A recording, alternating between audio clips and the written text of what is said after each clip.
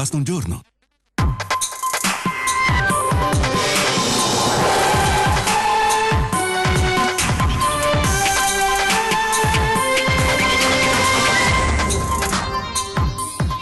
I lavoratori delle imprese di pulizia e dei servizi integrati scendono in piazza per chiedere il rinnovo del contratto, una protesta che coinvolge anche l'ospedale di Venezia.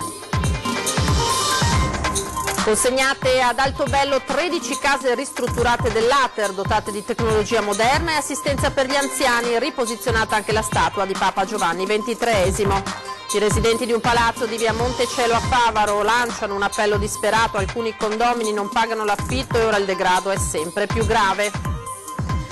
Raccolta firme dei commercianti al mercato di Rialto chiedono che lo spazio sulla riva accanto all'ecocentro torni a uso delle barche da trasporto della loro merce.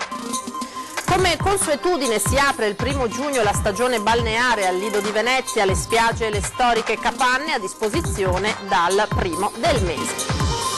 Calcio all'indomani della sentenza della Corte d'Appello che ha riammesso il Palermo in Serie B, la rabbia del Venezia che domani presenterà ricorso. È stata scelta a Padova la cinquina dei libri della 57esima edizione del Premio Campiello, sabato 14 settembre a Venezia, la cerimonia di premiazione dell'edizione 2019 con i vincitori. Buonasera, ben ritrovati in diretta con il telegiornale di Antenna 3 Venezia, lo avete sentito, partiamo dalla protesta dei lavoratori delle imprese di pulizia e dei servizi integrati, scesi in piazza per chiedere il rinnovo del contratto, una avvertenza che coinvolge anche l'ospedale di Venezia.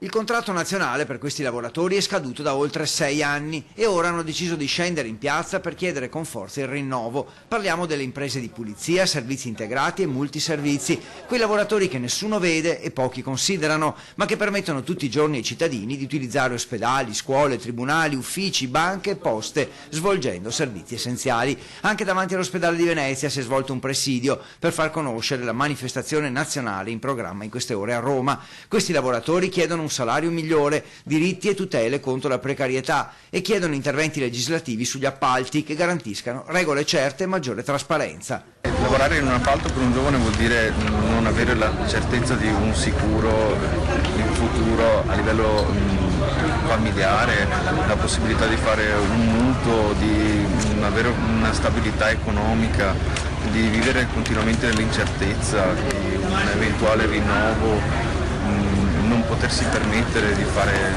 certe cose che con altri contratti e altri lavori è possibile fare.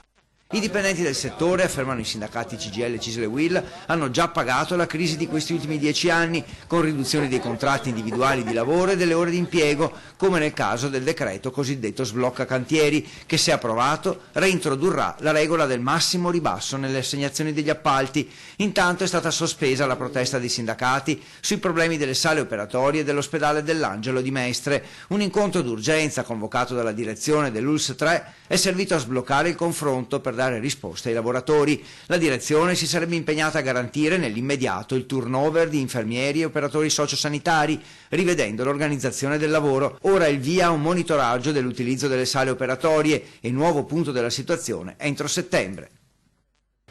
Ha deciso di rispondere alle domande del giudice il 19enne residente a Treviso che questa mattina ha sostenuto l'udienza di convalida del suo arresto avvenuto mercoledì. Il ragazzo è uno dei destinatari dei 7 provvedimenti che hanno raggiunto altrettanti giovani, tra cui 4 minorenni, accusati di essere i capi di 3 baby gang veneziane protagoniste nell'ultimo anno di raid e rapine nel centro storico lagunare e in terraferma.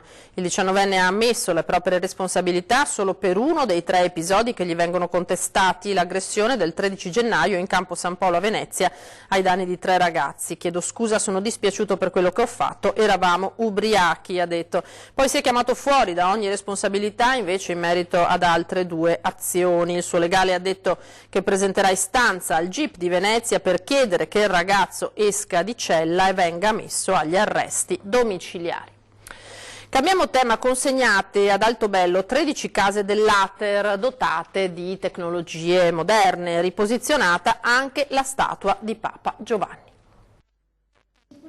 Sono case ATER intelligenti, ovvero dotate di tecnologia avanzata sul fronte dell'efficienza energetica, destinate a soggetti fragili per età o per condizioni sociali ed economiche.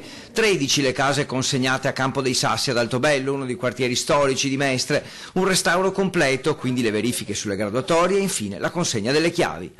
In questo modo io credo che diamo una risposta, soprattutto poi se andiamo incontro a delle fasce deboli come in questo caso per gli alloggi che verranno consegnati, quindi pensione anziane, fragili e disabili, e quindi penso che sia corretto e giusto oggi investire in iniziative come questa. Un edificio che rischiava di essere demolito e che grazie all'intervento soprattutto loro, dei cittadini, che attraverso i loro comitati, attraverso il contratto di quartiere hanno saputo sensibilizzare in modo opportuno comune, regione, provincia, l'ATER, lo Stato, hanno saputo lanciare il loro grido d'allarme perché non venisse abbattuto tutto questo. Altra novità, una stazione di controllo tra le prime in Italia, dalla quale in caso di necessità le badanti disponibili possono intervenire e proteggere gli anziani. C'è una control room dove ci saranno H24 delle badanti scelte dal Comune di Venezia attraverso i servizi sociali che permetteranno a queste persone di avere una puntuale assistenza senza però dover rinunciare alla libertà. E poi la statua raffigurante Papa Giovanni XXIII, che era stata rimossa prima dell'inizio dei lavori, di grande valore simbolico per i residenti, costruita col legno della Val Gardena. Rino Seno fu il residente, scomparso 6 mesi fa, che nel 1974 fece costruire l'opera. Oggi siamo in festa perché abbiamo una statua di Papa Giovanni che è stata messa circa 50 anni fa da mio padre. Era molto devoto alla figura di Papa Giovanni e aveva di sua iniziativa dato mandato a dei intagliatori di legno della Val Gardena per costruire questa statua e ovviamente collocarla all'interno del Campo dei Sassi e questo diventa, per noi è stato sempre e continuerà ad esserlo, il simbolo del quartiere. Questa zona è stata a lungo il cuore pulsante di Mestre, dove i nuovi inquilini ora vivranno tra storia e modernità, e alla festa di inaugurazione ci sono tutti i vicini, mentre l'ATER sta cercando altri fondi per proseguire nell'opera di ristrutturazione di altri edifici. 6 alloggi, in questo caso per le persone disabili, non sono poche, anche perché sono attrezzati proprio per loro, a loro misura. È importante e sarà il primo di tanti altri progetti. E intanto a Favaro alcuni residenti di un palazzo di via Montecelo lanciano un appello disperato. Siamo 6 famiglie rimasti di quello palazzo, abbiamo tutti sfratto, ogni giorno vengono e prolungano di ogni mese, e dicono sempre veniamo prossima volta con forza e ordine per buttare quei bambini, quello palazzo rimasti 15 bambini minorenni. Per 15 minorenni bambini serve tante forze e ordine per buttare via. In via Montecelo a Favaro Veneto c'è un palazzo di proprietà di Poste Italiane che per anni è stato gestito da una signora. Era lei a ritirare gli affitti delle famiglie straniere che vivevano all'interno, ma ci raccontano il denaro non arrivava ai proprietari. 7 anni fa è venuto voce che quella signora non pagava affitto Poste Italia 6 anni. Ed è risultato che i residenti non pagavano l'affitto, risultando morosi. Sistematicamente arrivano sfratti che vengono prorogati, ma la situazione sta degenerando. In uno di questi appartamenti, dove vivono marito, moglie e bimba di 6 anni, è stato sfrattato l'uomo e per questo chiusa col lucchetto una stanza. Mi chiuso una camera, sono stato sfrattato, ma ho rimasto qua con famiglia. E io adesso abbiamo solo una camera. L'acqua calda non c'è, dal rubinetto dell'Avello esce ininterrottamente quella fredda, senza sosta. Loro potrebbero pagare un affitto, ma lanciano un appello al comune perché dai privati, dicono, non si riesce ad avere nulla. Posso pagare affitto, ma l'importante è che non si trovi affitto. È difficile trovare perché adesso agenzie non danno affitto per stranieri.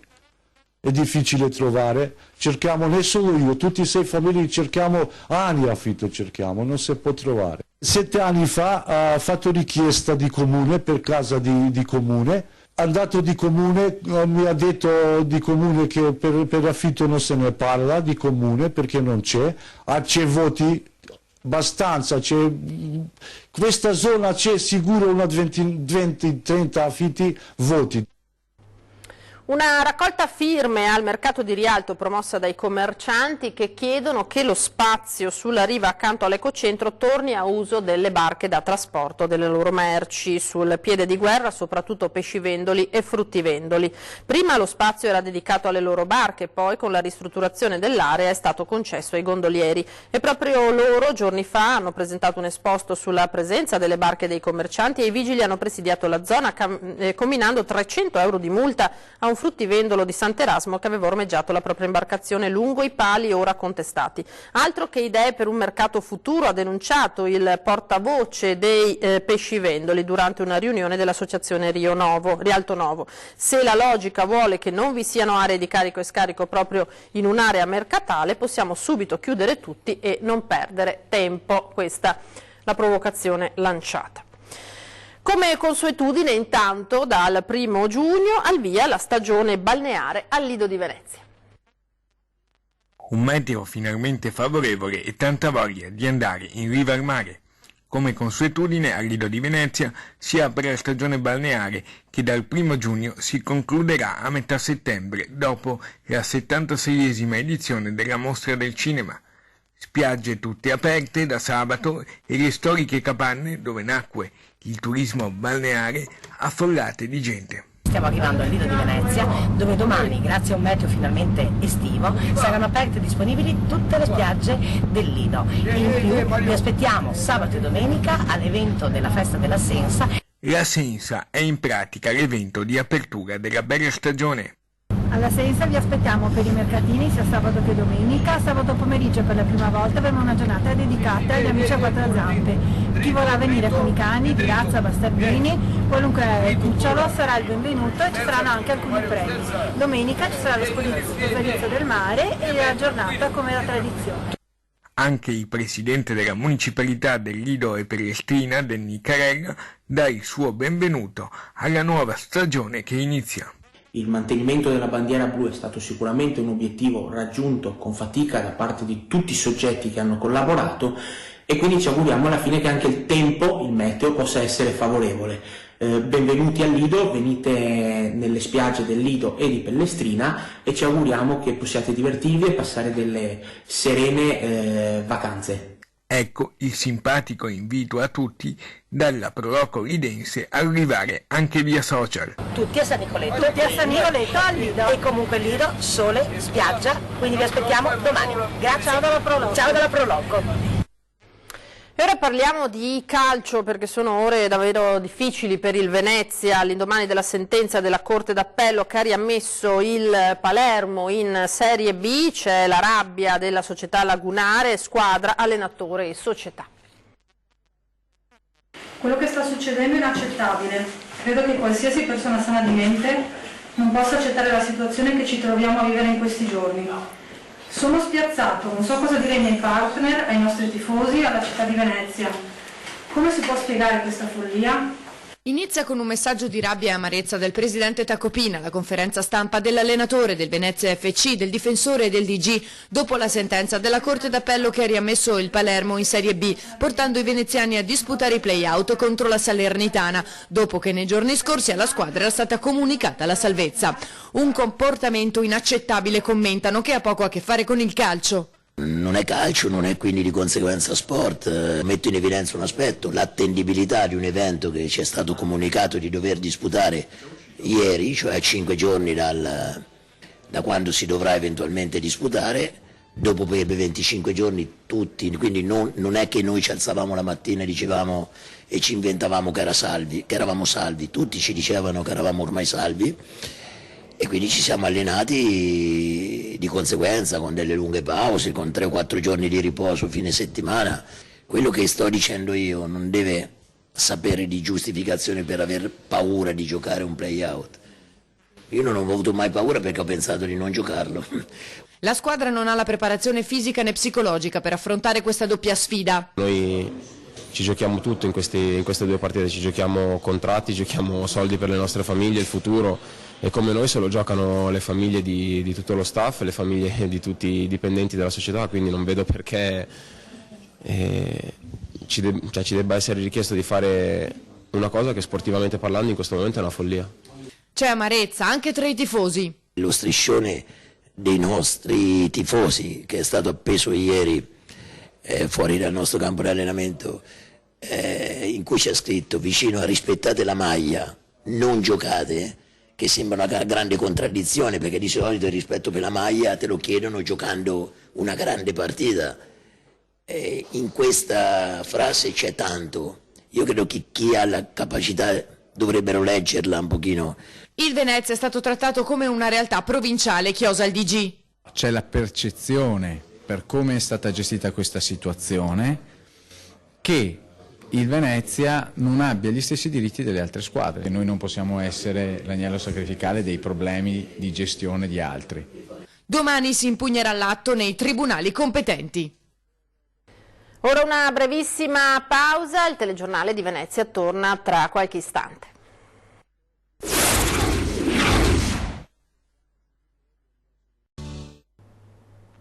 Eccoci di nuovo in diretta con il telegiornale di Antenna 3 Venezia, riprendiamo le nostre notizie. Il comune di Venezia ha intitolato una strada a Don Ettore Fuin, primo parroco di Santa Barbara a Mestre.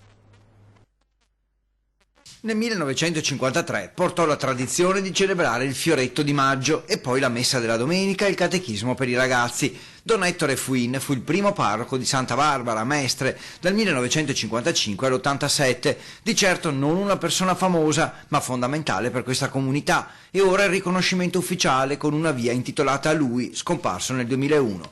L'inaugurazione di via Don Ettore Fuin è un ricordo di una persona che ha fatto sì che si sia fondato una comunità e abbia portato avanti il senso di comunità.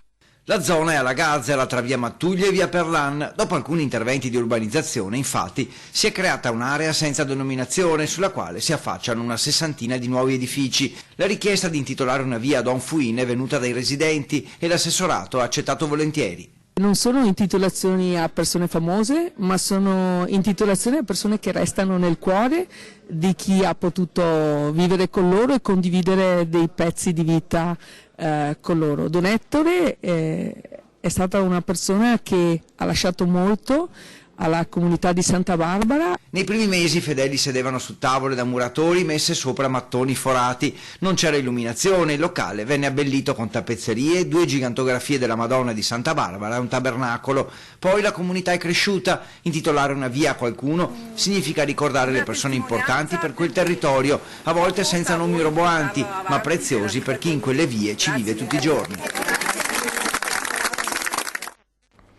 È stata scelta a Padova la cinquina dei libri della 57esima edizione del premio Campiello. Alla prima votazione con 7 voti la giuria, presieduta da Carlo Nordio, ha indicato il gioco di Santa Oca di Laura Pariani. Alla seconda tornata sono state scelte La vita dispari di Paolo Colagrande e Il carnaio di Giulio Cavalli. Quindi Lo stradone di Francesco Pecoraro e Madrigale senza suono di Andrea Tarabbia.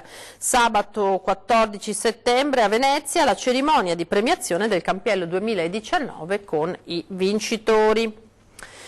Di nuovo lo sport, non il calcio in questo caso, c'è stato il terzo scudetto consecutivo per la squadra di Mestre della Polisportiva Terraglio. Sentiamo.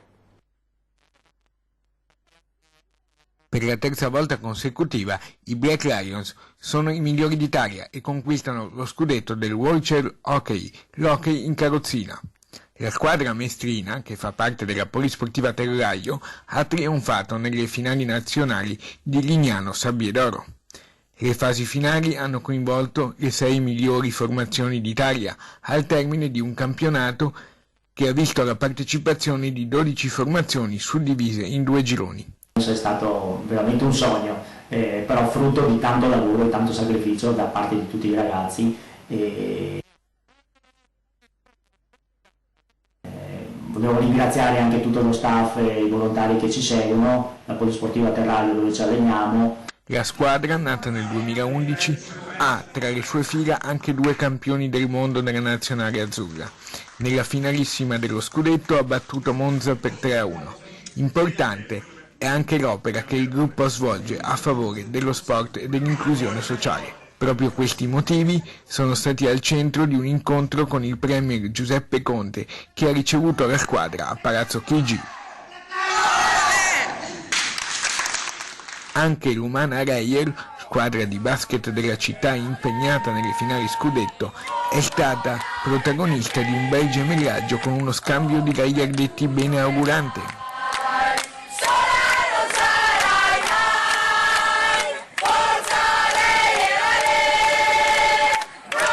Noi siamo nati nel 2011 con i Black Lions e abbiamo raggiunto veramente grandi successi.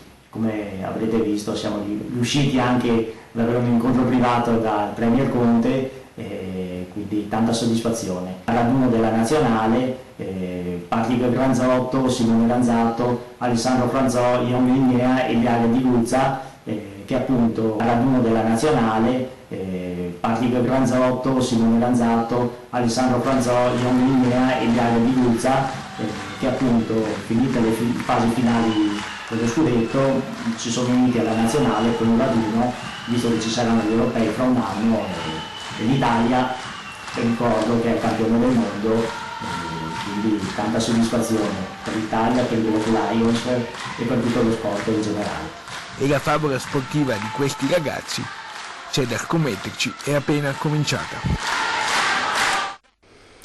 Oggi giornata finalmente di sole, giornata quasi estiva, ma di maltempo di primavera si parlerà a 20:10 subito dopo i nostri telegiornali, perché le eccessive piogge hanno messo in ginocchio il mondo dell'agricoltura. In studio ci saranno Paolo Quagio, presidente della CIA di Venezia, e Francesco Faraon, vice direttore invece di Coldiretti Treviso.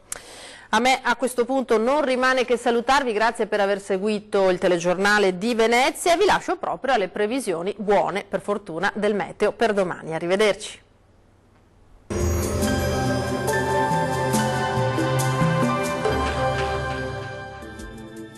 Ben ritrovati al meteo. L'anticiclone abbraccia le nostre regioni, dove il bel tempo ci accompagnerà nella giornata di sabato 1 giugno. Il mese dunque inizia nel migliore dei modi.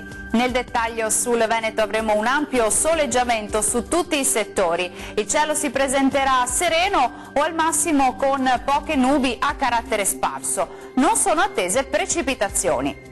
Temperature minime tra 10 e 16 gradi, massime estive tra 23 e 27 gradi. Situazione simile sul Friuli Venezia Giulia, dove sarà una splendida giornata all'insegna del sole. Bel tempo dunque, clima caldo dappertutto. Temperature minime tra 13 e 16 gradi, massime comprese invece tra 22 e 27 gradi.